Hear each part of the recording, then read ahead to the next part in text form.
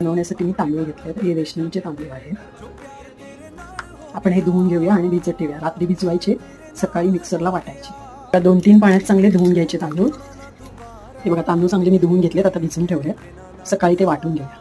मिक्सरला आता बारीक वाटून घ्यायचे तांदूळ. तर लागेल तसं पाणी घालायचं याच्यात आणि पातळ ठेवायचं एकदम.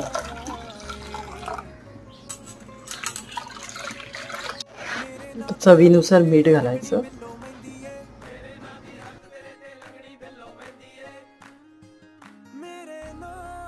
तवा चांगला गरम करत ठेवायचं. तेल लावून घेतलंय. आता हे बघा